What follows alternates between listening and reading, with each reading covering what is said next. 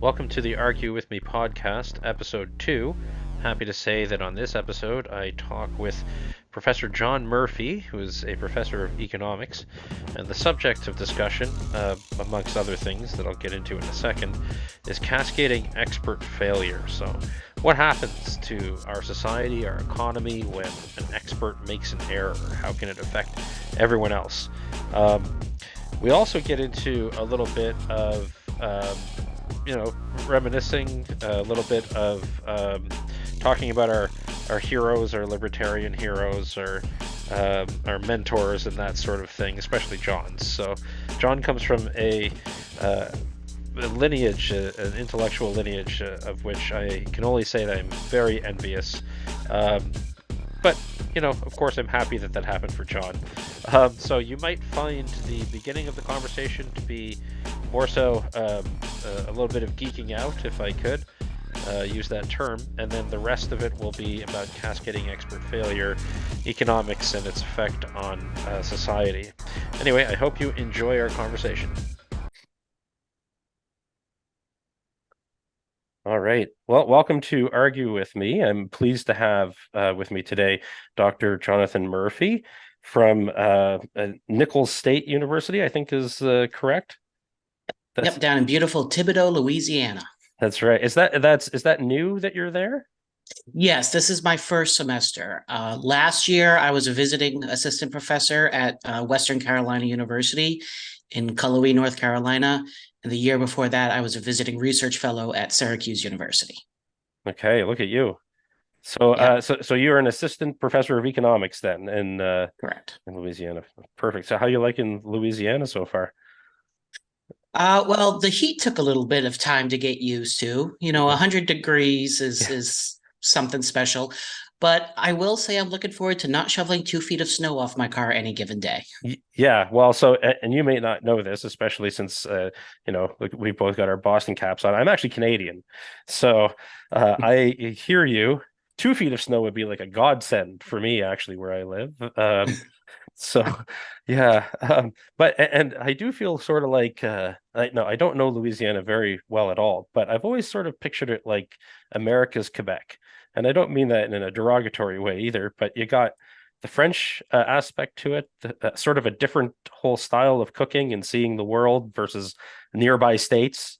And also you Yep. got the civil law down there too for not federally, obviously, you still have to obey the Constitution, etc. But you've got that flavor to it, which Quebec does as well. So, um, Yep. what? And there's also a lot of Spanish influence. We were Oh, I controlled didn't by know the that. Spanish Empire before being, I think it was sold to the French. And then the French sold it to the Americans in the 1800s. So there are a lot of different cultures down here that all kind of mix together. And of course, there's the Native American population. Right. So I'm in Lafrouche, which I'm sure I'm pronouncing that wrong, parish. And neighboring Terrebonne were or are the ancestral home of the United Homa Nation. Um, and a lot of Right. those individuals still live here. So there's a lot of Native American influence. There's a lot of Cajun influence coming from the slaves that were brought from the Caribbean. There's especially down here. So I am in South Louisiana, about 40 miles southwest of New Orleans, almost like very close to the Gulf of Mexico. We're considered coastal not California, coastal Louisiana. So there's just such a huge melting pot of cultures, of languages, of food, of music down here that really creates such a unique culture that's Yeah. unlike anywhere I've ever lived in the world. Yeah. And it has to keep things exciting, right? And you go outside and you want to try something new. There's always something new to see or do. Oh Uh, yeah. Yeah, that's fantastic. That actually sounds. I'm almost living vicariously through you right now as you talk about that. I mean, so first of all, I live in Ottawa, which is a pretty buttoned down city to begin with. It's a government town, but it's also not really near anything, right? So, Mhm. if you want to drive to Toronto, you're looking at roughly 6 hours. It's close to Montreal. It's a 2 hour drive to Montreal. It's not bad. Um, that's the close, like, there's a lot of French and English here, Mm. because it's so close to Quebec. But apart from that, like, it is, Ottawa will look the same way tomorrow as it did yesterday. And once you've done Ottawa, you've sort of done Ottawa. So it has good things too. It's a very stable place, but it is very predictable. Um, Yeah. but Washington, D.C. is the same way. Like yeah, DC, it's a government town. It has not really changed since the 1950s. And even then, it just changed because the rapid expansion in government. yeah, But yeah, DC, it's stable, like you said. Well, I guess it's starting to change. Southwest DC, which used to be a very rough area, is now changing a lot since the Washington Nationals built their baseball stadium there after right. they moved from Montreal. Um, and so it's like that whole area has radically changed. But other than that, DC, at least core DC, is still always going to be DC. Yeah. Yeah, you kind of know, you walk out your front door, you know exactly what you're going to find everywhere. Yeah. And yeah, that's just the way it is. So, speaking of living vicariously through you, this is the second time I've done that. The first time, actually, so we've been Facebook friends for some time, but this is the first time we've really spoken to each other. Um, you're a professor of economics. I just like economics. I'm not in any way sort of formally trained about it, but I've watched you sort of get your PhD, move up through the ranks. And then you post these photos of, maybe, like, I'm making this up a little bit, but you and Don Boudreaux or Walter Williams or something. And I've always thought, good for you. That must be neat, meeting all these guys, you know? Yeah, especially like so my undergraduate degree is also in economics. Right. And I went to a small school in central Massachusetts, Framingham State University, which is about 20 miles, give or take, west of Boston. And I grew up with like a pretty standard neoclassical Keynesian framework. I discovered Don Boudreaux's blog, Cafe Hayek, in my senior year of college, of university, where actually one of my professors pointed me towards it. So I started reading Don and Walter Williams and uh, Russ Roberts, all these guys, not too long ago. I mean, just about 12 years ago. Yeah. Um, but yeah, it got really neat to once I decided to go to graduate school to actually start meeting the people that you are reading and seeing in some ways how much they kind of match your mental image of them, and some ways that they don't. Like Walter Williams, for example, uh, in my mind, I always pictured him as like a giant, just because he was such a huge influence.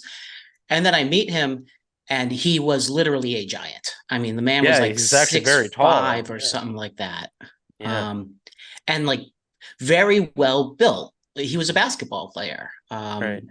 I not never professionally, but he always played basketball, and he was in the army for a while. Like Walter Williams, even up to the day he passed. I mean, he took good care of himself.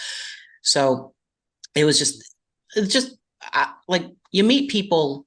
Sometimes they say you should never meet your heroes. Um, I have found that to not be true as long as you have good heroes. Right. I'm sure there are a lot of people who are just jerks. Um, and but fortunately, the people I've been good enough to get to know, or lucky enough to get to know and have been mentored by, so like Don Boudreaux, David Henderson, Roger Koppel, Maria Minetti, and Ed Lopez, all my old colleagues at Western Carolina.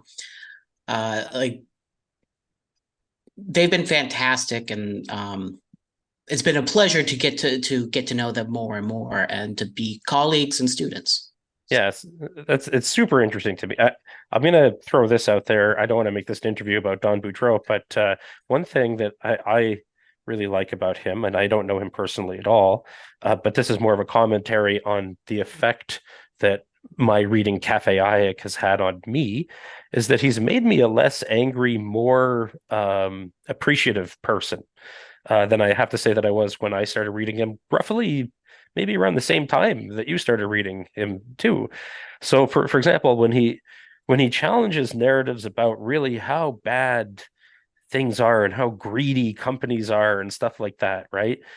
These are things that I've not believed in a long time, but it's partially because of him. So when he flips through like a Sears catalog from the 1960s and tells you how long you would have had to work to buy a fridge, I start to think, you know what? Maybe things are a little better now than I understood that they were.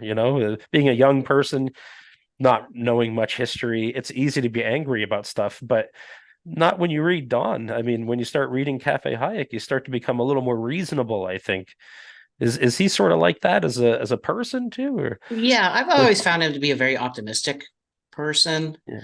yeah, Like liberalism, and I mean that in the classical sense, yeah, as opposed to American leftism.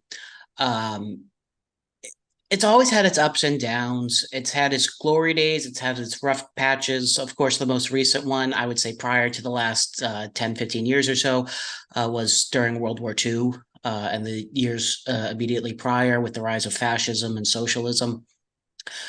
Uh, but we've always we've always been a very robust philosophy. Where other things have come and gone, liberalism has survived for the last 300 years or so, pretty well intact. And Dan Klein, Pete Becky, all these economist philosophers, I think understand that, and so it breeds optimism. I mean, like there are lots of concerns. Like I see a lot of concerns for liberalism in the United States, both in the short term and the long term. But overall, things have gotten better. Things will get better. Um, I mean, maybe it's a Pollyannish kind of view, but I mean, I think as long as it does not take a lot of light to banish the darkness, it just takes one spark. And as long as liberty has that one spark, there's always hope. yeah.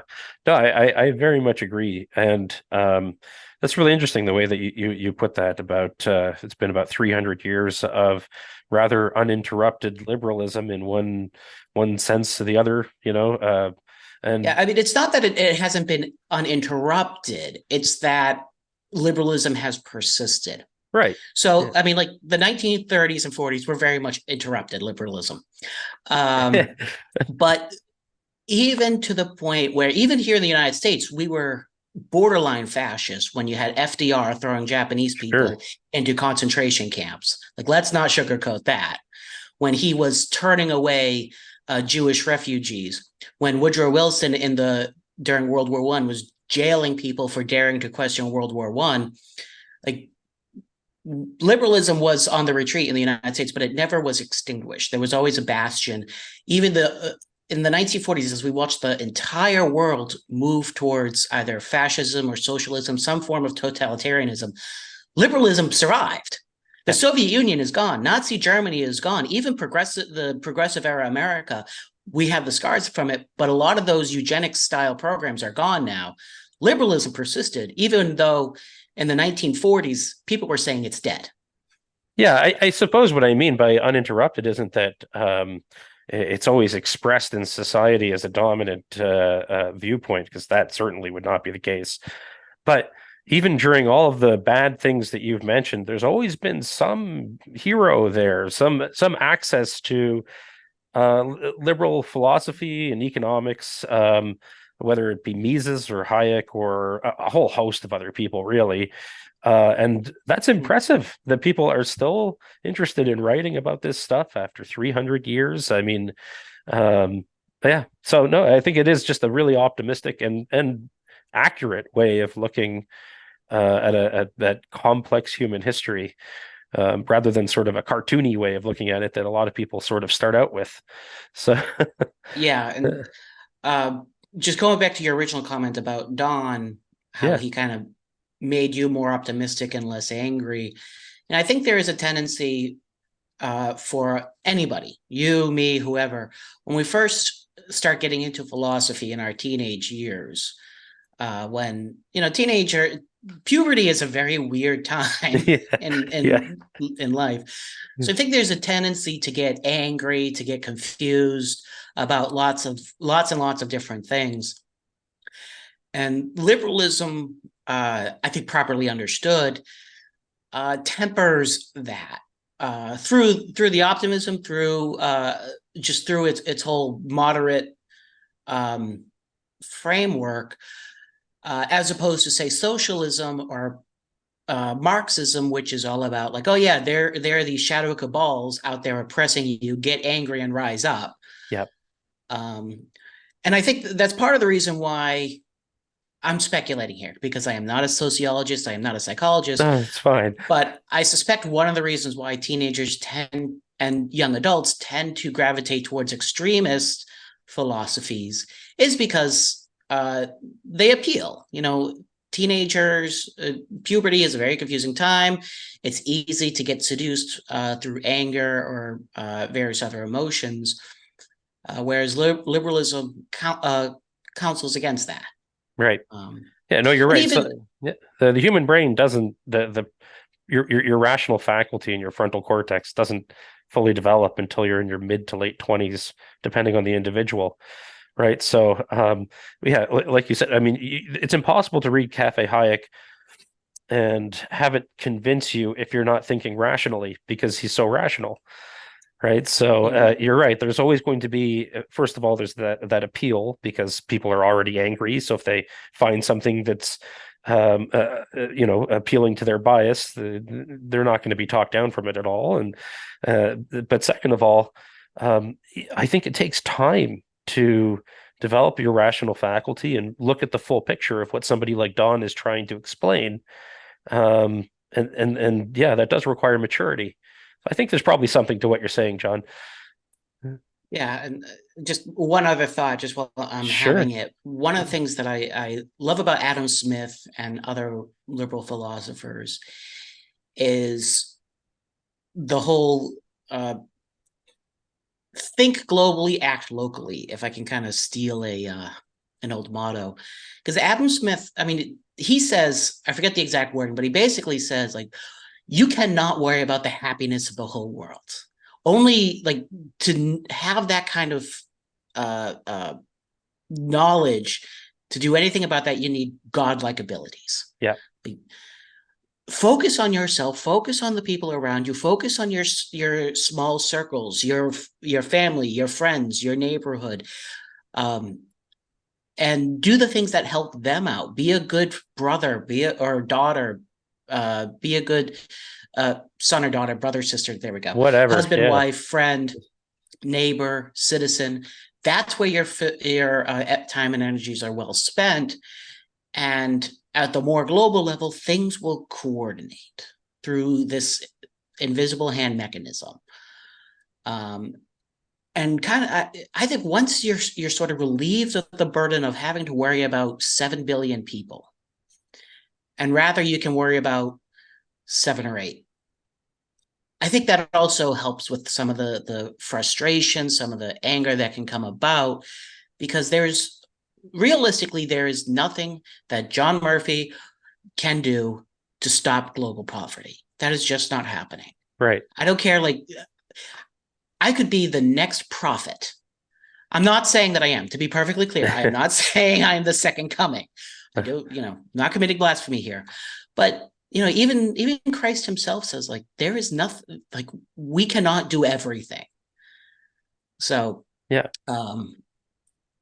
kind of the relief of that burden and to focus on the small things, I think helps relieve some of the frustration that gets tied up with other philosophies.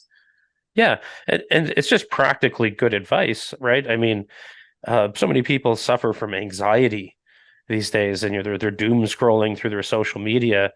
And you're right. I mean, if you lose this preconception that you can do something about this, I mean, while you and I are speaking right now, there's something going on in Israel where they're starting to shoot at each other more and more. What can you and I do about this? It would be silly if we spent our conversation fretting about that. I mean, it would be different if the conversation were about that, but everything can't be about the world at all times, right? Yeah.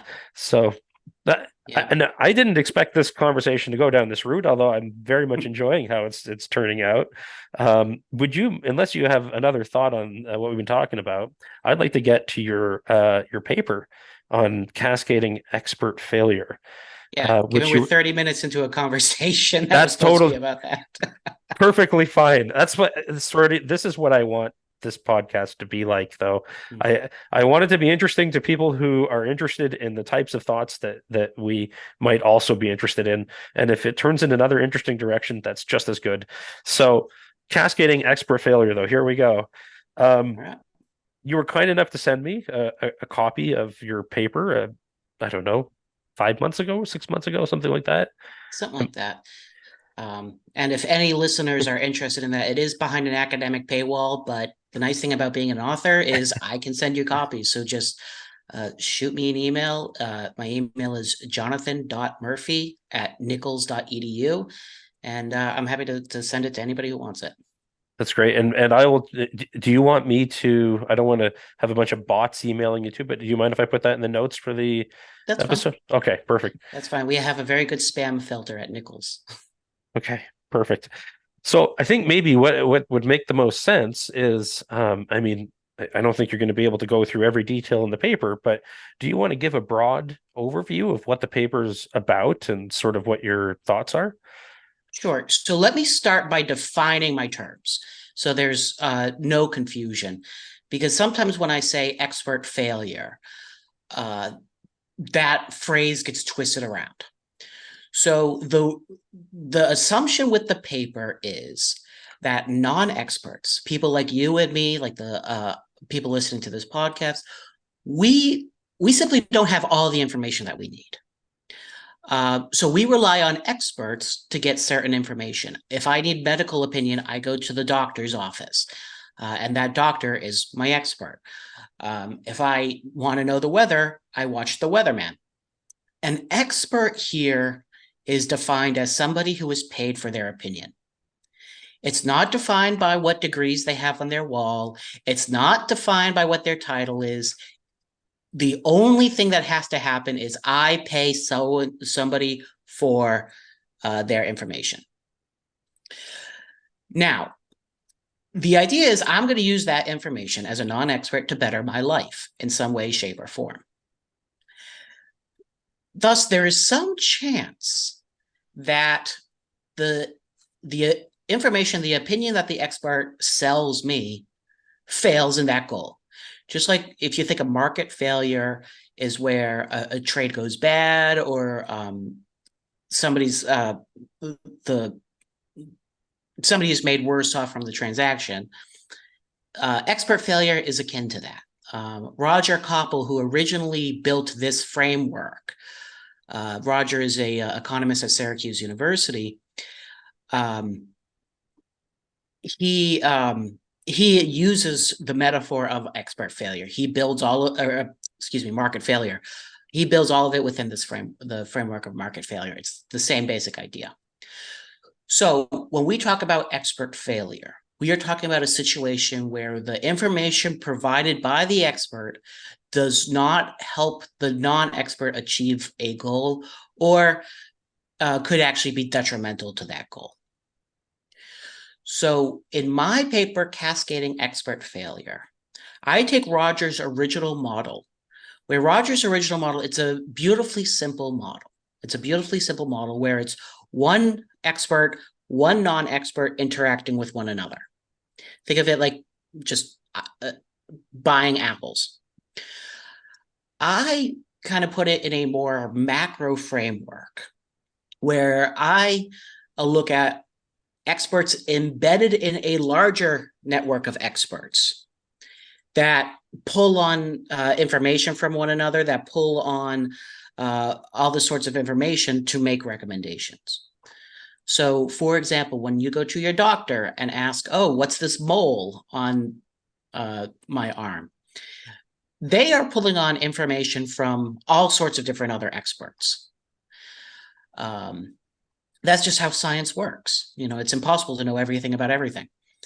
So my model is looking at these networks of experts, and how an expert failure in just one of those nodes can end up having a cascading effect where one bit of expert failure in one market or one expert area can cause failure in a whole bunch of others.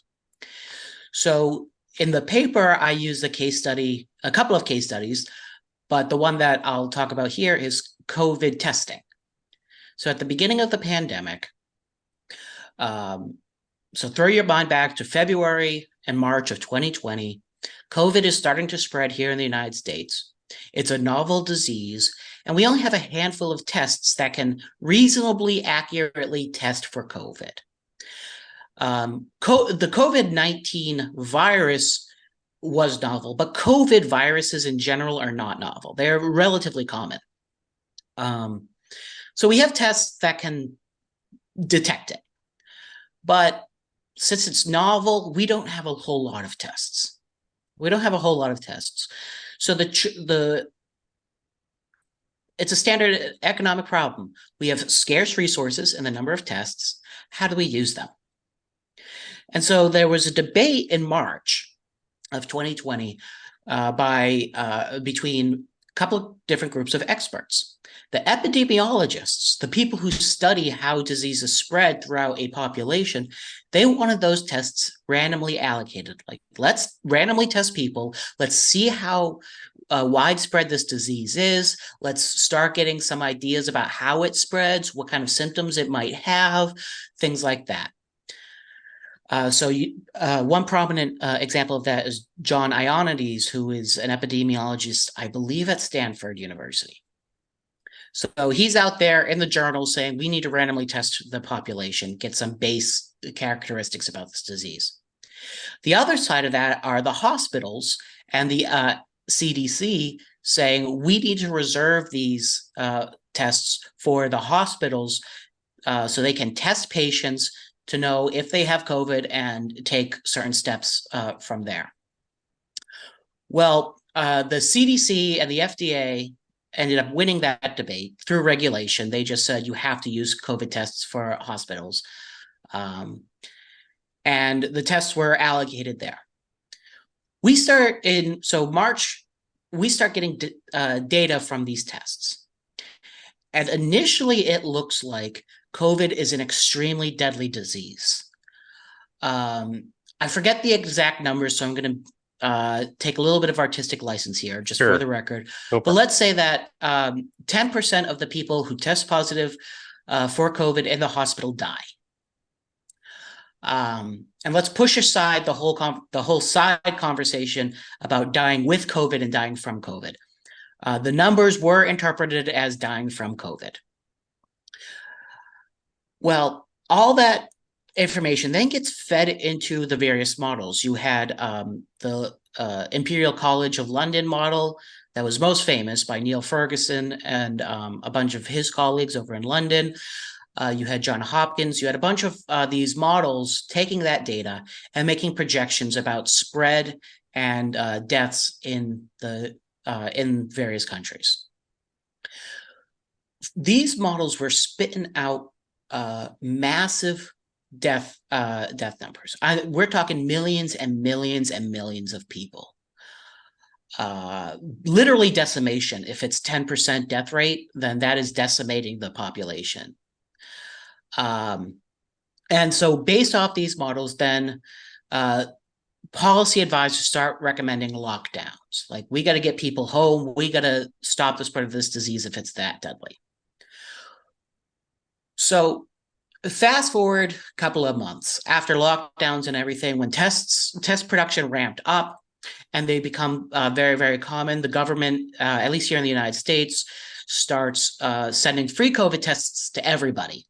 and encouraging people to voluntarily report data. As these tests become more and more prevalent, we find out that the early numbers were dramatically inflated, that the death rate from COVID, if you're on average, is very, very, very, very low, very small. The risks are concentrated amongst the elderly and to some extent among children, but mostly the elderly and people with pre-existing conditions, etc. It turns out certain blood types seem completely immune to COVID. Like I have O negative blood. O negative seems like we're like, no, I don't want to say immune because people have died from it, but we do not catch it at the same rate that other blood types do. There's some statistical effect there that, Yeah. Yeah. So all this data starts coming out. So to put all that in the context of the model, going back to the original choice made in early 2020 to test in hospitals rather than randomly test, that is the first instance of expert failure. Because the goal here is to get information about this disease that would then go to influence policymaking. Well, when the decision was made to reserve tests for the hospitals, that is naturally going to create bias in the data. Why? Because you are testing people who are already extremely sick. If you're in the hospital, you are not in a good position. Doctors are fantastic, especially, modern medicine is great, but if you're in the hospital, you're not in a good position. So the tests are naturally biased to show a higher death rate, to show more severe symptoms, to show all these things that are not necessarily a characteristic of the disease per se, but of a severe case of the disease. All that data then get fed into the modeling process, which is your second source of expert failure, because now these models are going to be biased and upward biased towards more deadly outcomes. Those biases were never corrected, by the way. They were never, ever, ever corrected. So you have the Imperial College of London model, which is spitting out like 30 million deaths for the United States, which is mind-blowing. I mean, if we had 30 million deaths in this country, that would be an unprecedented disaster. They're spitting out like 2 million in Sweden. They're spitting out insane numbers. That's the second instance of expert failure. The third is now policy advisors like Anthony Fauci, Deborah Birx here in the United States. I can't remember the name of the person who headed up SAGE in Great Britain, but all these advisors to the politicians, to the policy decision makers are saying like, oh crap, this is bad. Look at these numbers. We have to start locking things down now. So we keep going down the list. The lockdowns had their own problems come about. So Anthony Fauci, one of the things he recommended as part of his combat COVID procedure is we need price controls on masks and PPE, personal protective equipment, to save it for the hospitals. Well, anybody with even rudimentary economic training will tell you a price control leads to a shortage. So we had lockdowns recommended, and everybody had to get masks and hand sanitizer. Well, there was a shortage of that equipment. So people would end up having to go, instead of from one store to another, get everything at one store, they then had to start bouncing around like, okay, Costco doesn't have toilet paper and the things I need, so I have to go to Rouse's, which is one of the grocery stores down here. Rouse's doesn't have it, so I have to go to Walmart. Walmart doesn't have it, so I have to go to et cetera, et cetera, et cetera. And there are germs everywhere. Exactly. Yeah. When you have a disease that is spread through airborne particles, at each one of those stops, the odds of contracting the disease increases exponentially. Right. So part of the recommendations of lockdowns and and masking and all that, and price controls probably contributed to the spread of the disease. And there is some evidence to suggest that the spread of the disease in the early days of the pandemic were partly due to price controls. So you have these massive global effects, trillions and trillions of dollars of lost GDP, of lost academic achievement, of lost probably professional achievement, of social unrest, of now we're dealing with inflation, of decline of international trade, which is a huge contributor to economic wealth and peace. You have all these factors that were made by a single arbitrary decision way back in 2020. And that one failure had these massive cascading effects throughout the entire macro system. So that the goal of the paper is to just build a very simple framework about how these things transmit. And so I build it using network economic information transmission models, which is a fancy way of saying, like, think the telephone game. And I think, I mean, I'm tooting my own horn. I think it's a very neat, simple model to explain some of these effects, and also why this bad advice continued to persist. And that was because there wasn't a mechanism to get the information back up to the decision makers in a way that they could understand. Like you and I, we go to the store, we make a bad purchase, we get regret, instant regret. Like, oh, I should not have done this. I should not have done this. There wasn't that mechanism involved because the cascading model almost became insulated itself from opposing information. Mm-hmm. There was a lot of, there was a lot of misinformation out there. And so even like the decision makers started like it was very difficult to determine what was misinformation, what was just negative feedback. Well, John, this might be a good point to. So a few thoughts that I have, and I think I can actually worm this all the way back around to your paper and some other things you discussed in it, right? So, I mean, there are many reasons why that information might not get back to the policymaker, or that it might even get back to the policymaker, and the policymaker now is sitting there going, "Jeepers, did I just devastate a whole lot of people's lives based on an error? This is going to be tough for me to admit, given the incentives in my position." Right. So, absolutely.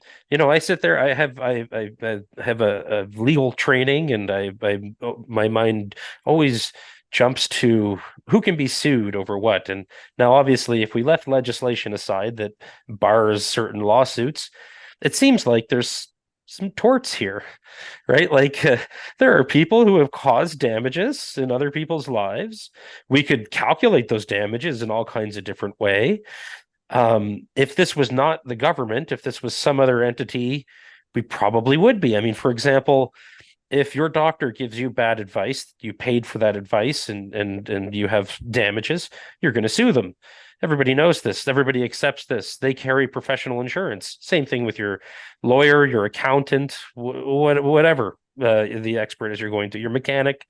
But it just seems like something prevented that second opinion that you or I would go to get if we were unhappy with our expert, right? Something prevented those damages from getting maybe sent back to the people that really deserve to bear those costs. And I'm wondering what ideas you would have to sort of make it so that an expert fails, but there's another trusted expert you could go to, or an expert fails and needs to fix the situation.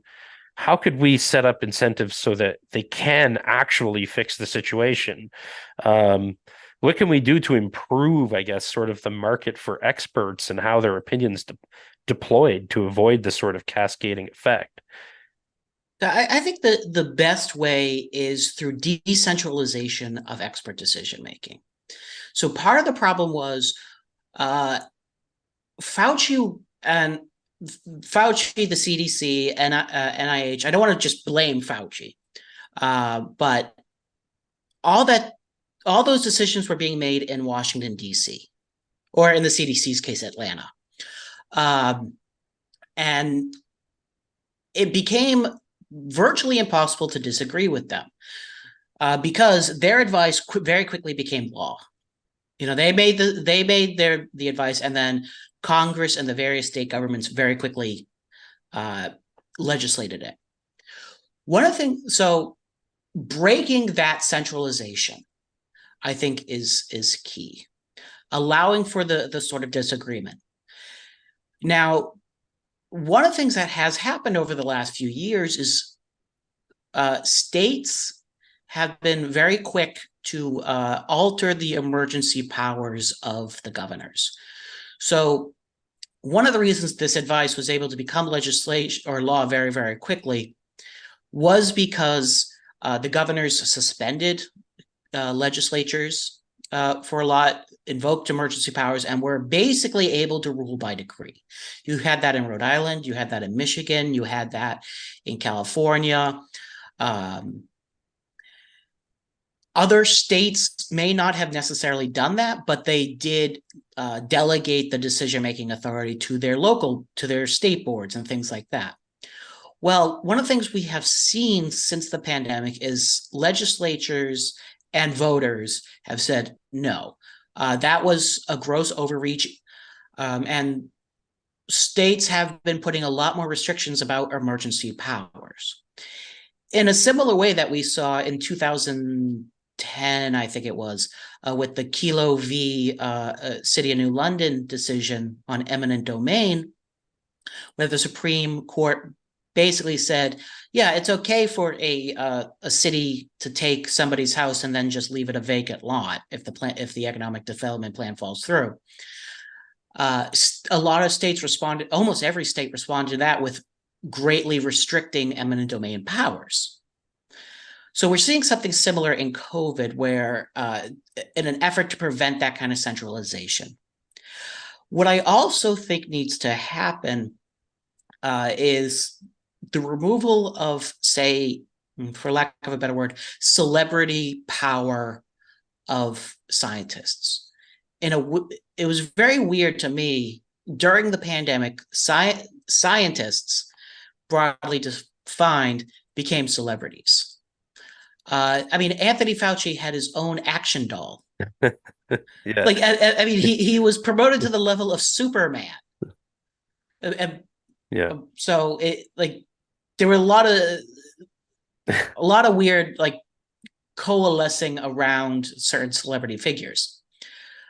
And people bizarrely stopped trusting their own doctors and started doing whatever the TV told them to do.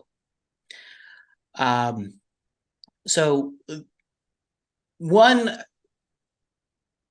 long answer to your question, decentralization of the production and dissemination of knowledge. That's not to say that the government has no role. One of the things about a government, any sort of central government, is they have the resources where they can collect a lot of data. You know how it is. Data collection is very, very expensive. It's very hard to coordinate. And one of the things that governments can do, and can do very well, is collect data. So they can have that sort of role. I have no problem with that. It was when it became the monopoly of opinion, that only what the CDC says is legitimate. That's when things became problematic. Yeah. Well, and here's something that I really like about your paper and your sort of explanation as to how things can go wrong with experts, is that it doesn't require any sort of conversation about conspiracy to explain why you see a lot of bad behavior or bad decisions, right? And that appeals to me because it comports with my sort of lived reality as a working professional, right? So I mean, you have all these professionals that have licenses that are regulated by the government. If they're not directly regulated by the government, it's been downloaded, that responsibility, onto some body that certainly is influenced by the government.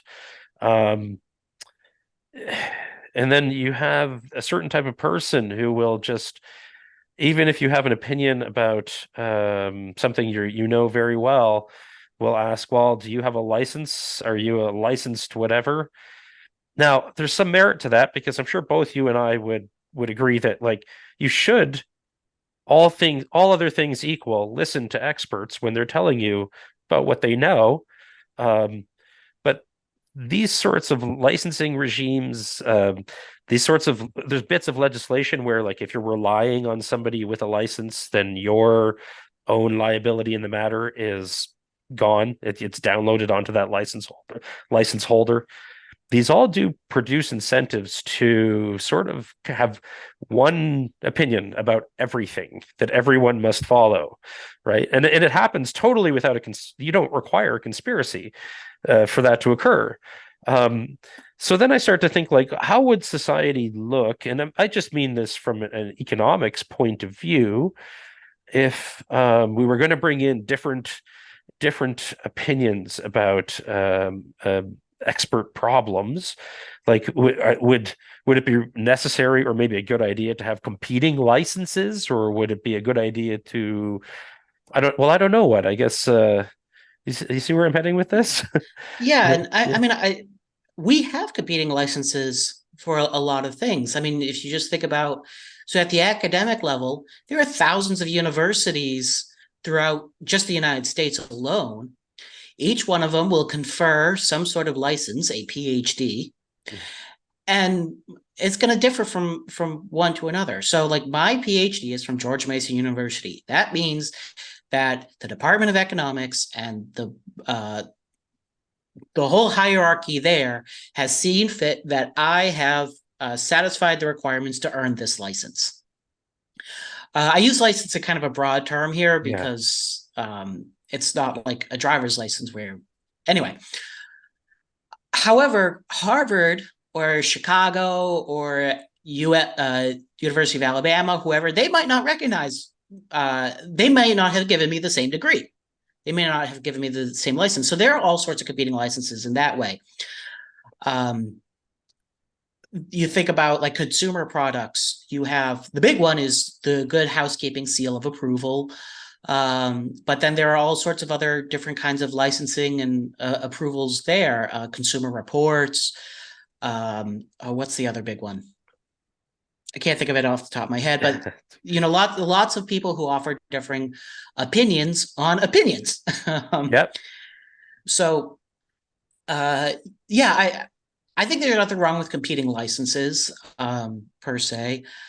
I think licenses are important to some degree, because do you really want a doctor who still believes in miasma theory as opposed to germ theory? Where if you're suffering from, I don't know, cholera, hopefully not in the Western world, he tells you, well, you just need to move to a higher room in your house. Like, Yeah. no, Yeah. you're still going to die. Yeah. So licenses can be a way to overcome some asymmetric information. When I go to a doctor and I see that little piece of paper on the wall that says, oh, he has a medical degree, or she has a medical degree from, I don't know, Harvard Medical School, that means something. Hopefully, that means something, as opposed to, like, upstairs Hollywood Medical College. I like it. I like the Thank you. reference. Yeah. Thank you. It's an obscure one, but I Yeah. figured you'd get it. Yeah. Um, but on the other hand, licenses and certifications can end up being a way to suppress diversity of opinion to certain points. And Justin Calais and Alex Salter have done some work on this in the journal, Independent Review Journal. I'm doing a little bit of work on that right now in a similar way. With college accreditation boards. So AACSB is a major accreditation system for colleges, business colleges. Mm-hmm. And they have started to change some of their rules, some of their accreditation to try and do more DEI based stuff. And now the question is, well, are they ensuring quality of business education, or now are they trying to impose a certain viewpoint? So there's a lot of debate going on with that right now. And there are other accreditation services, but AACSB is kind of held up as the gold tier. It's a very exclusive accreditation. So at what are now they exerting outsized influence, blah, blah, blah, blah, blah, blah, blah. So there's always kind of a double-edged sword. On the one hand, accreditation and licenses, all the certification can be a way to get rid of some market failures, some of that expert failure, get rid of bad opinion or incorrect opinions, pseudoscientific nonsense, but it can also be a way to crush dissent in certain ways. So one of the ultimate balancing tests or balancing tests that we have, and this is true no matter what field you're in, is like, okay, how far do we want to go? Because you go too far in one direction, then you can suppress legitimate opinion and create groupthink and the problems that come with that. You go too far in the other direction, you can have proliferation of unscientific, pseudoscientific ideas. I think the pure anarchist would say, oh yeah, we're willing to accept some pseudoscience for more diversity of opinion. The pure statist would say, like, no, we need to crush all dissent. But I see things as very much a spectrum somewhere in the middle. Yeah, well, I have some sympathies in both directions, right? Like I have a lot of respect for science, the scientific method, and even scientific consensus, even though that it's not really a rock solid indicator that something is true. It is often the most reasonable thing to believe. It just sort of is. But then I have these other thoughts creep in, and I'm very much just sort of talking here about something I don't formally have thought out. But like, I start to think, okay, well, on one side, there's this risk that you can control a huge amount of society through licensing, through regulating expert opinion, and that's that. The downside to that's really high. They can be really bad, trillions of dollars, as we just sort of discussed, right? And then it's like on the other side, if you have none of this, I feel like so in your sort of network model here, right? Like the network isn't as strong if you go with the total other direction. So like if somebody goes to a bad doctor that says, "Oh yeah, you're too hot, so you need to bleed some of your blood out because blood is hot." Mm-hmm. That's certainly unfortunate, and I feel bad for that person. But like the cost is centralized right into that person that went to that doctor. Yeah. And little less dangerous feeling to me. Yeah, the law of large numbers will kick in at that point, in which case the errors will be random and tend to cancel each other out. So, like, my attitude is have lots of competing certifications, have lots of competing experts. If Harvard Medical School wants to have a very strict rule, that's fine, versus, say, UVA Medical. Like, I am all in favor of decentralization as much as possible. Again, if we're talking a spectrum, I am far closer to that pure anarchy model than the pure statist. Yeah, but and I think a good tort system to prevent like really bad ideas or really bad things from proliferating, but above all, experts need to be allowed not only to be questioned by non-experts, but question each other. Yeah. So one of my favorite stories is Jon Snow, who was a British anesthesiologist, actually, who I don't want to say he discovered germ theory because he didn't quite realize what he was seeing, but he realized that miasma theory was wrong. So Jon Snow, he was an anesthesiologist. He was part of the Royal Academy or whatever it's called. And in the 1850s, a horrific cholera plague hit London. And the prevailing theory at the time was miasma, bad air causes disease. Now, bad air does cause a lot of disease. You know, you're breathing in smoke, it's not great. Sure. But it's the air itself isn't the problem, but the particles, the germs in the air. And so what we were seeing is lots and lots and lots of people in London dying, a horrific number. And cholera is a horrific disease. So Jon Snow realizes like the spread of this does not make sense if it's airborne. It seems to be following a very specific pattern. And what he did, it's brilliant, is he just took map after map of all the data he could get, and he just literally layered these maps on top of one another, and he found a pattern where all the common factor on all these deaths was one water pump on Broad Street in London. And he did not know why, but like this is the common point. This is the only commonality here. Right. He convinced the local council to remove the handle, and the disease practically stopped. We knew later it was because of a nearby cesspool was leaking into the water, so people were drinking literally like poop tainted water. Sure. Yeah. And it was allowing it to spread because cholera, you poop yourself to death. And then that was getting thrown into the cesspool, which was leading back into the water, and the bacteria was proliferating. Well, Jon Snow fought an uphill battle, and he originally tried to convince the health authorities that this was the problem. They were just like, no, it's established science. It's bad air. It's bad air. He went to the church. He went to the local parish leaders and convinced them to remove the handle, the non-experts. So if Jon Snow was just crushed, like thrown in prison or whatever, we would probably still, well, maybe not, because there were simultaneous discoveries happening in Italy at the time. But science would have been set back. He had not only the ability, but the guts to stand up in front of the entire scientific establishment and say, hold up, our entire theory, which is based on thousands and thousands of years of observation, like this was a well-established theory, is dead wrong. And it took another 100 years, more or less, not quite 100, because that would have got us into the 1950s, but it took another couple of decades before germ theory really took off.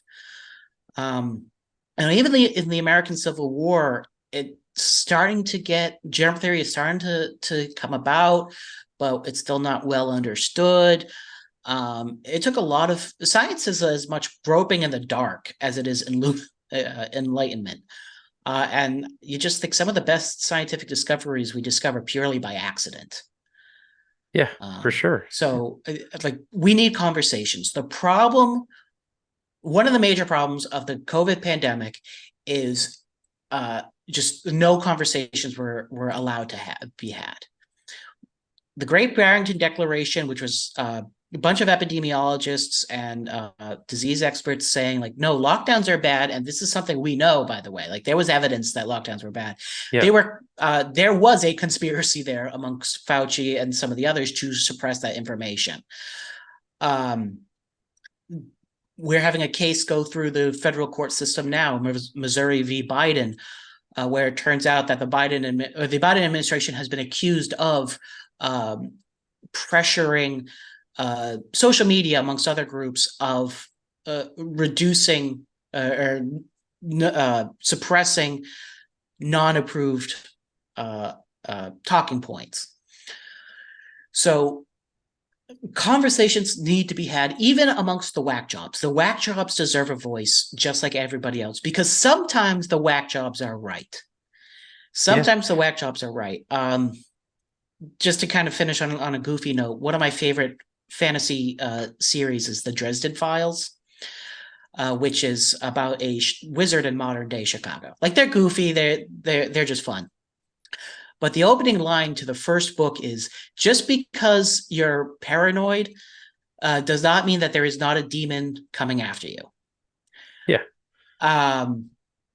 And that leads into a whole other thing, but it is absolutely right. Like sometimes the paranoid are correct. Yeah, Sometimes the whack jobs are correct, and they occasionally. deserve the voice.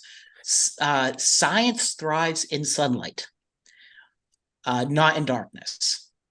So Yeah, that's my rant for the morning. well, I think that that's a pretty good one, and I think I agree with all of it. Um, and I think, although this is something I should really read up more on as I'm sitting here thinking about this, but I'm wondering what like guild systems in the past, what sort of economic output they had. Like by this I mean, so for example, what would be a good one? Let's just take psychologists, for example, right? Now, pretty much everywhere you're going to have psychologists are going to be regulated by some state or provincial body or whatever.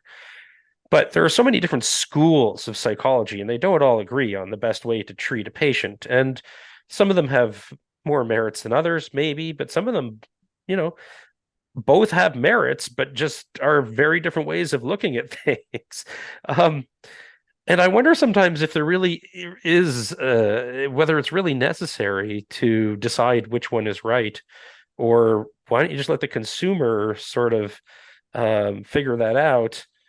The guilds will have some incentives to produce numbers about the results of their methods. They'll have some incentives to certify people in their belief and whatnot. It sounds like there needs to be some kind of certification so that people know that this person's just not totally out to the in blowing in the wind there. But I don't know if there really is this need for much more control than that. Maybe just like natural guild systems. Is that something you know about historically? Or I'm sorry to put you on the spot like that, but it just seems relevant. Not not a whole lot per se. Like I don't know much about the medieval guild system in general. Um, of course, my tendency as a free market economist is to say no, guild's bad. Although if you have multiple competing guilds, then I have less of a problem with that. That's more like a firm system. That's what I'm sort of Uh, thinking of, though, is like, because nothing, I mean, you're going to want to make it a little bit hard to displace the prominent idea, but not too hard that it's impossible for somebody to start a new guild with a new set of ideas, right? That's tough, though, to sort of foster that sort of situation. it is, and it requires a lot of buy-in as well. Like one of the issues during COVID was a lot of people were panicked. And so it became like just listen to the experts, listen to the science, things like that. And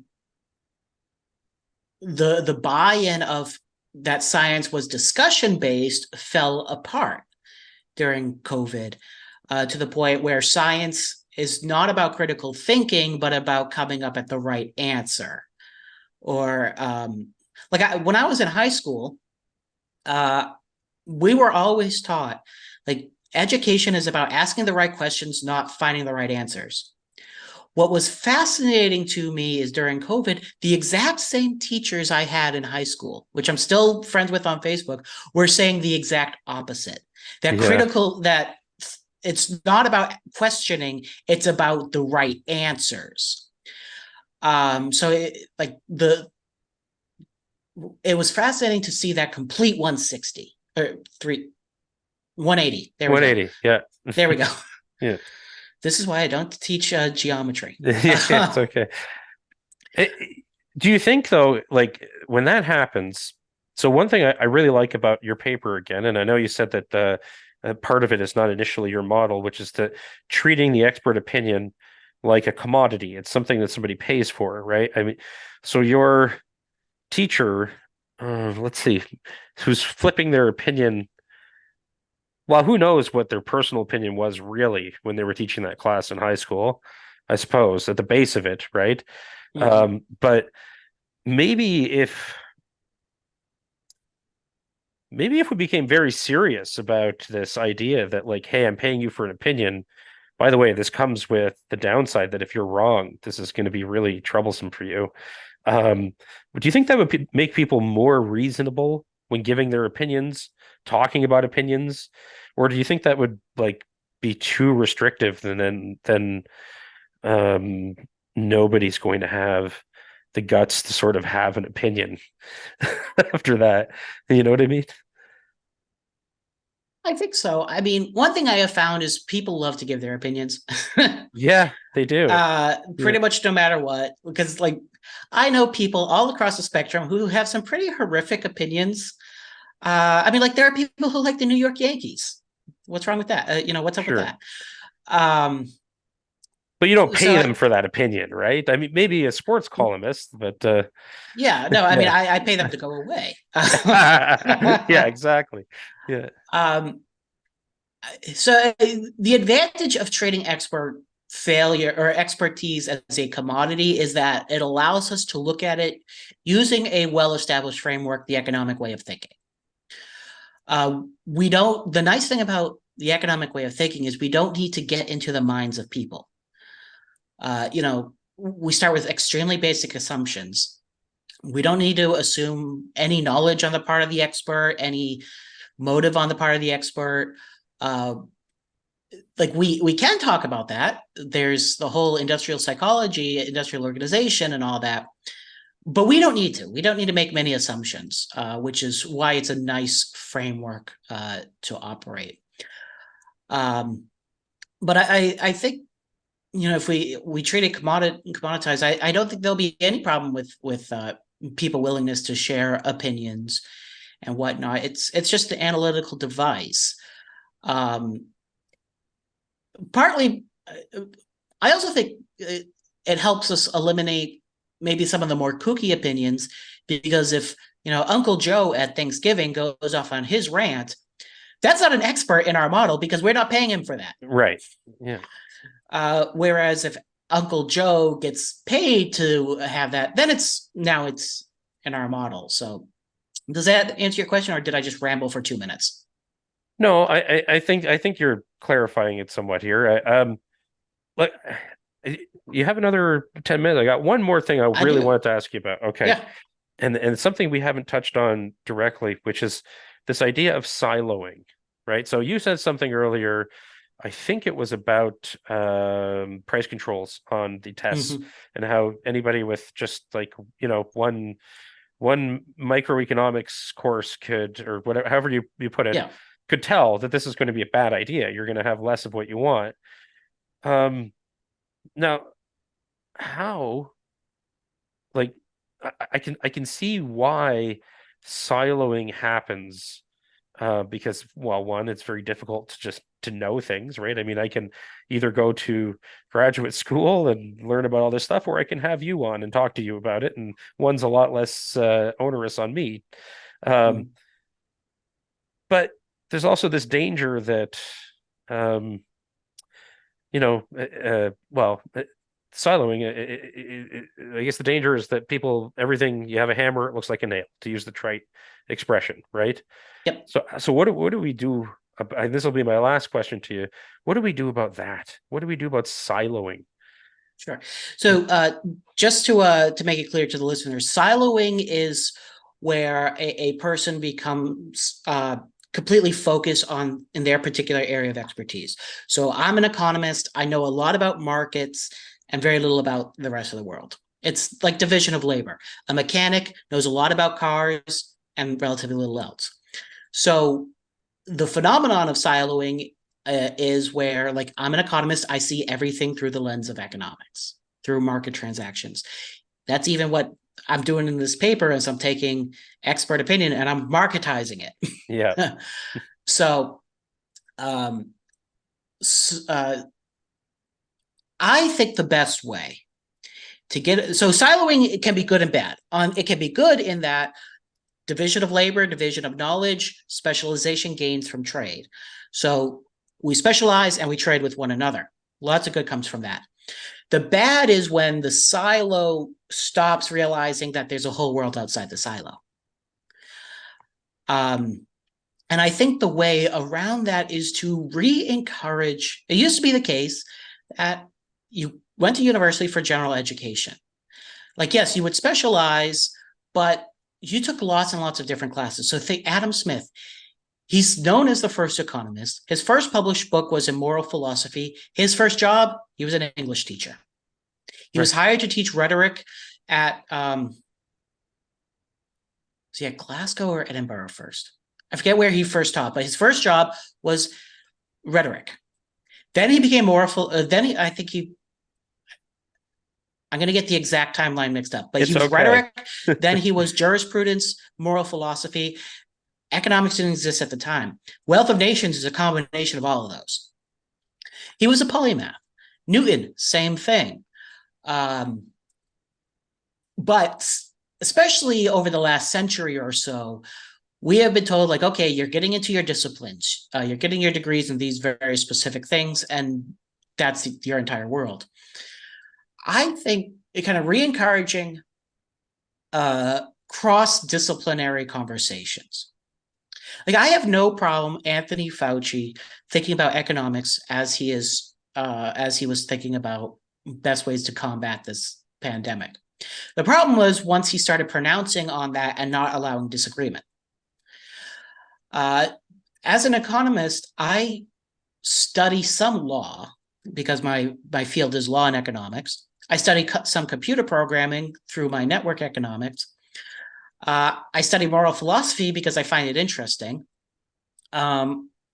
With my colleagues here at Nichols State, we talk about psychology because the College of Business that I'm in, we have a lot of IO psychology people. So there's a lot to try and push my boundaries so I can understand, like, okay, where's economics good and where does it just not have much to say? And same with like medical doctors. Medical doctors are brilliant, but I encourage them to learn even just rudimentary economics to understand why is it that your patients don't always follow your advice? Because maybe that advice is very expensive for them. Right.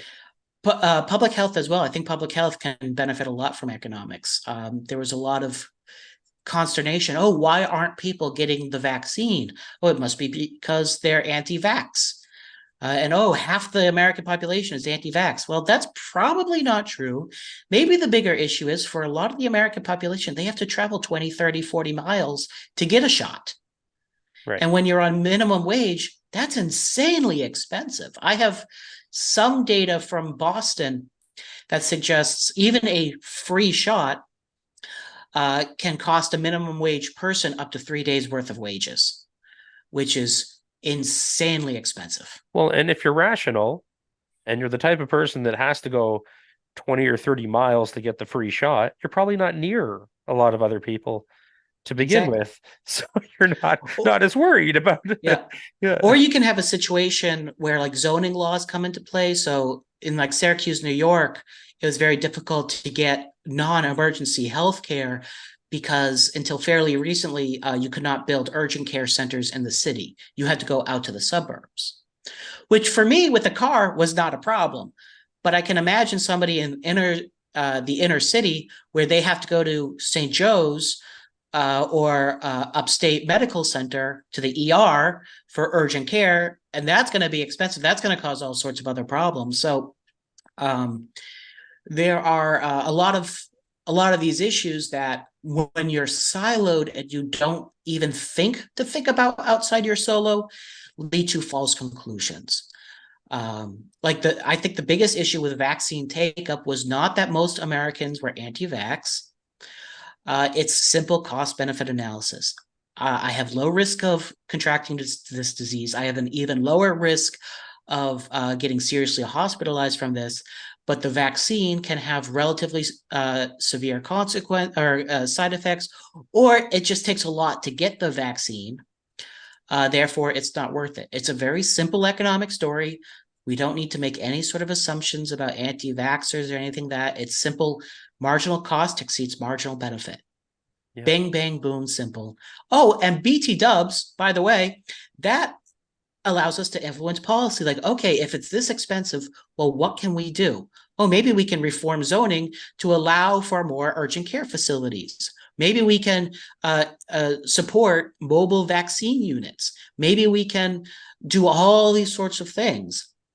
It opens up a whole wide world of policy. If the goal is to get shots in every arm, once you realize that there's an economic component rather than, oh, they're anti-vax, it radically changes the whole story.